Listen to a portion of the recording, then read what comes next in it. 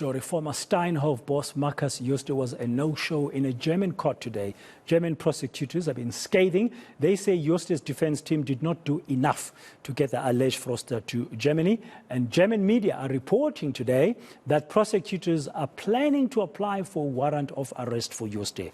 Well, to discuss these developments and just how is it? How do you manage to investigate such an internationally complicated crime? Let's talk to business crimes and investigations practice at Werksmans law firm, Bernard Hotz. Bernard, good afternoon. Welcome to today. I mean, just listening to the reports we're seeing this afternoon from Germany, because apparently Markus Jooste could not travel to Germany over passport issues, but the German legal system not impressed, and they are proceeding, and they now might want to issue a warrant of arrest. Really brings to mind how difficult it is to investigate and deal with such crimes at an international level.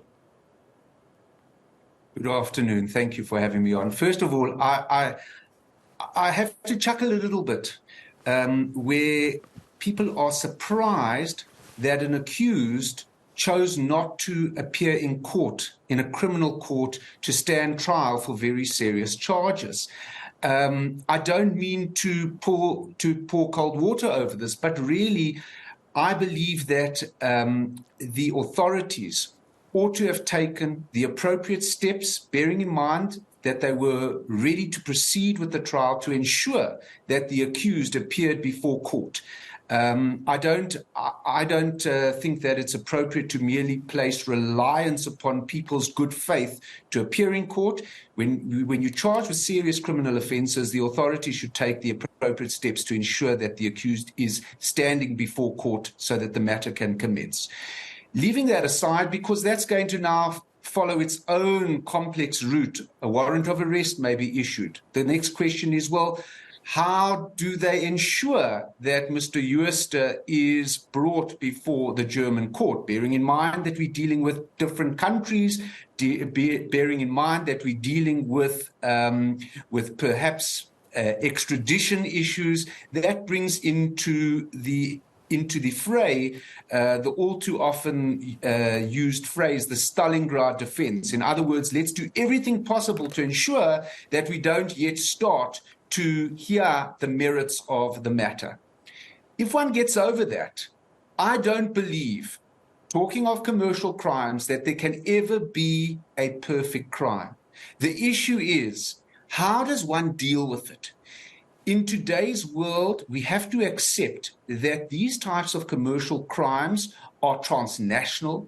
There are highly skilled people who are perpetrating these crimes. So how do you deal with it? You use the appropriate expertise and you don't take any shortcuts. These investigations are very time-consuming, difficult investigations, but if you approach it correctly and you utilize technology, because we're aware people today talk, they use emails, they use cell phones, they use WhatsApps, they make payments into bank accounts, whether it's local, international. But Bernard, the money, sorry to come in the interest of time. How do you? I mean, it's complicated. You've mentioned this will cover different jurisdictions and countries, but now the Germans have to make sure that they do everything possible for him to appear before them. It gets even more complicated because there's different jurisdictions. Absolutely.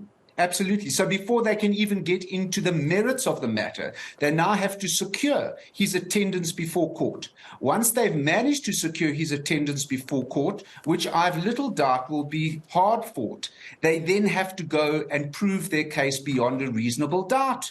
It's as simple as that. But can it be done? Yes, it can be done. I would like to hope that nobody takes any shortcuts and that they delve into absolutely every facet of the case, because therein lies the devil in the detail. What about South Africa's role in all of this? Well, so, it also baffles me somewhat that a matter of this nature has not yet been prosecuted in our jurisdiction.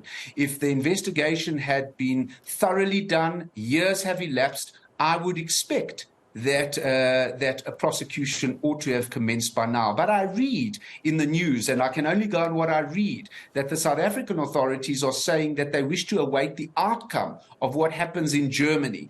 That's a decision that they're making behind closed doors, best known to them. But I would have thought that this kind of case cries out for justice to prevail, for law enforcement to do their jobs, and for the prosecutorial authorities to prosecute these kind of crimes, to try and reinstill or restore the faith in our judicial system, in the commercial arena in which everybody's presently operating, with the fear of corruption reigning supreme.